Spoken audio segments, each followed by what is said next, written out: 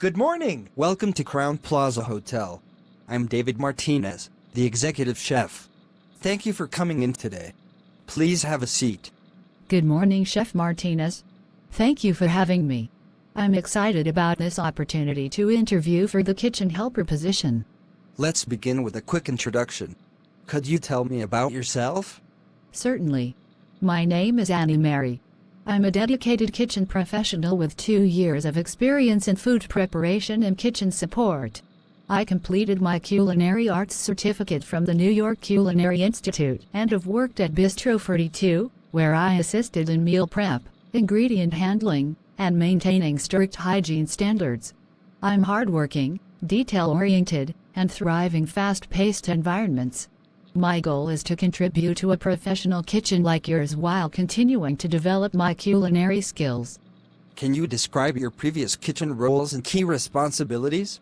At Bistro 42, I worked as a kitchen assistant where my main duties included prepping ingredients like washing, peeling, and cutting vegetables, portioning proteins, and stocking stations before service. I also assisted with basic cooking tasks under the chef's supervision, maintained cleanliness standards, and helped with inventory management using the FIFO system.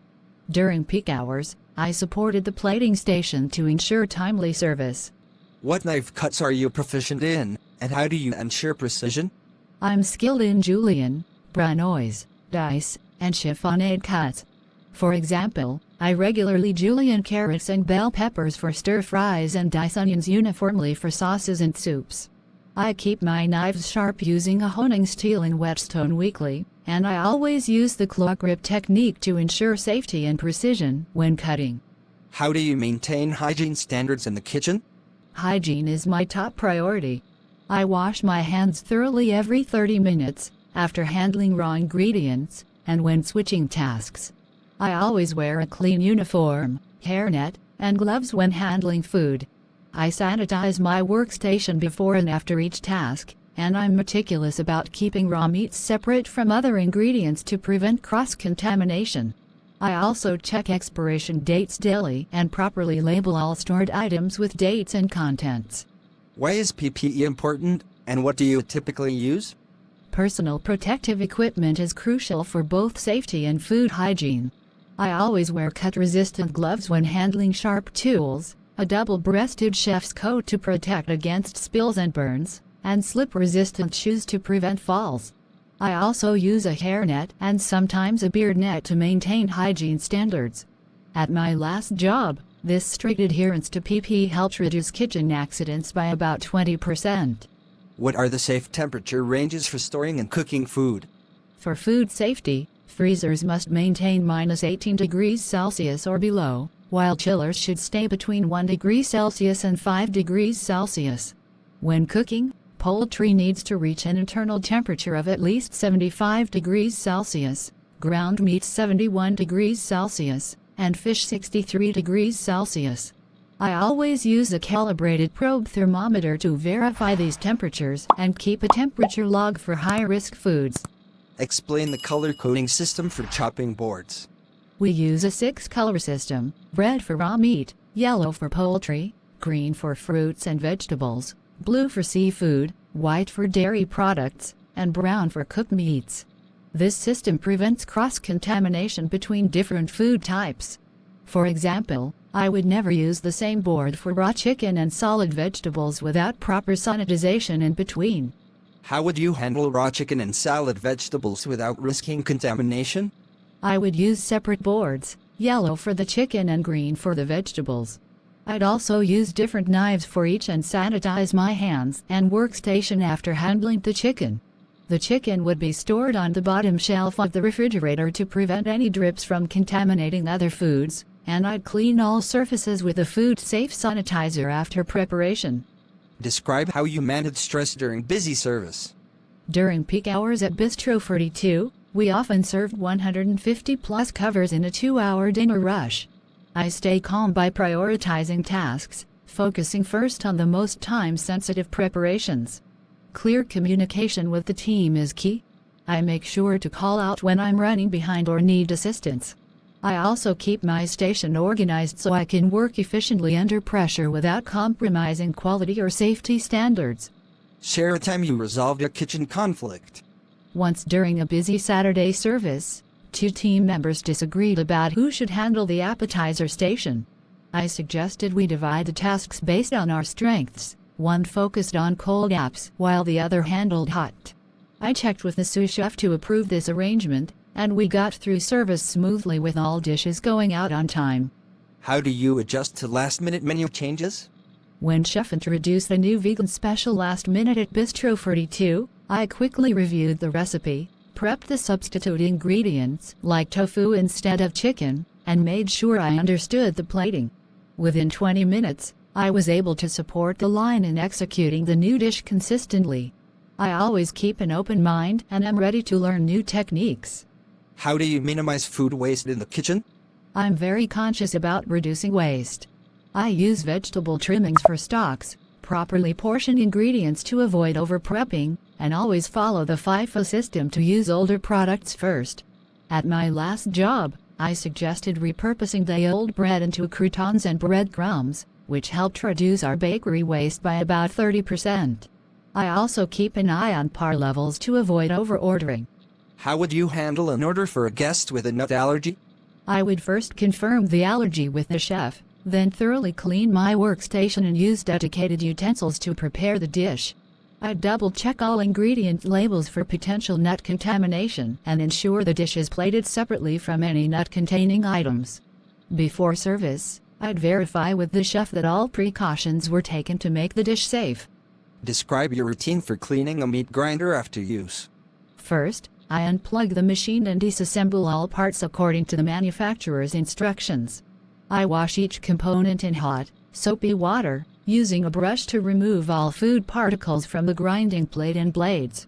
After rinsing, I sanitize everything with a food-safe solution, then air dry completely before reassembling. Finally, I wipe down the exterior with a sanitizer and make sure it's ready for next use. Are you comfortable working early mornings, late nights, or weekends? Absolutely.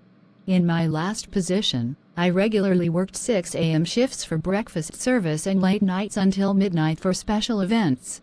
I understand that restaurant hours can be demanding, and I'm prepared to work whenever needed, including weekends and holidays.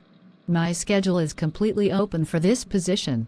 How do you respond if a chef corrects your technique? I welcome constructive feedback as an opportunity to improve.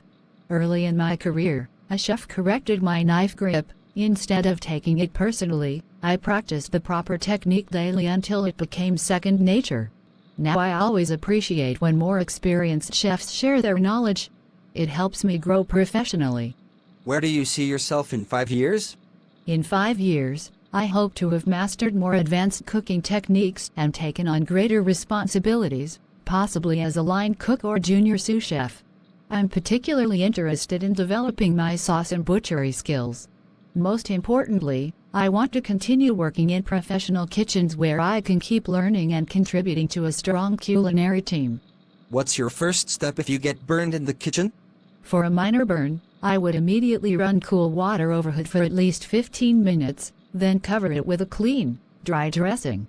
For anything more serious, I'd notify my supervisor right away and follow the workplace's first aid protocols. Prevention is key though. I always use dry-side towels when handling hot pans and pay close attention when working near open flames. How do you communicate if you're falling behind on tasks? I believe in proactive communication. I would say something like, "Chef, I need about 5 more minutes to finish the vegetable prep for service. Would you like me to prioritize something else first, or could someone assist?" This way, the chef can make an informed decision about how to keep service running smoothly. What's your most used kitchen tool, and why? My 8-inch chef's knife is my most essential tool. It's versatile enough for everything from fine brunoise cuts to breaking down poultry. A sharp, well-balanced chef's knife makes prep work more efficient and safer. I maintain mine carefully, honing it before each use and sharpening it weekly to keep the edge perfect. How do you stay motivated during repetitive prep work? I focus on consistency and efficiency. Even when dicing 50 onions, I concentrate on making each cut perfect, which actually makes the time go faster. I also think about how my prep work contributes to the final dish. Proper knife work affects cooking times and presentation. When allowed, I might listen to upbeat music to maintain energy during long prep sessions. What would you do if a grease fire broke out? First, I would turn off the heat source if it's safe to do so. Then I would cover the flames completely with a metal lid or use the Class K fire extinguisher specifically designed for grease fires. I know never to use water or try to move the burning pan, as that could spread the fire. If the fire can't be contained immediately, I would activate the fire alarm and evacuate following the kitchen's emergency plan. A key ingredient runs out mid-service. How do you react? I would immediately inform the chef and suggest possible substitutions based on what we have in stock. For example, if we ran out of button mushrooms, I might propose using the oyster mushrooms we have instead, after checking if the substitution would work for the dish. Meanwhile, I'd check if any nearby stations have extra or if we can modify another dish to accommodate the shortage. This job requires standing for long hours. How do you handle it? I'm accustomed to 10 to 12-hour shifts on my feet. I wear supportive, non-slip shoes and use anti-fatigue mats when available. I stay hydrated and take quick stretching breaks when possible to prevent stiffness. The physical demands don't bother me. I actually enjoy the constant activity and find it keeps me energized throughout my shift. Before we wrap up, do you have any questions for us? Yes, I have 2 questions. First, what would you say is the biggest challenge your kitchen team currently faces? Second, are there opportunities for skill development, like workshops or cross-training in different stations? Excellent questions. Our biggest challenge at the moment is managing large banquet events without compromising the quality of our à la carte service. We're implementing more efficient prep systems to balance both.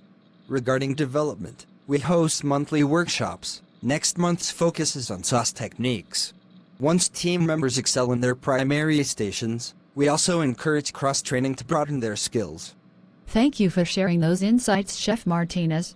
This sounds like exactly the kind of professional kitchen environment I'm looking for, where I can both contribute and continue growing my skills.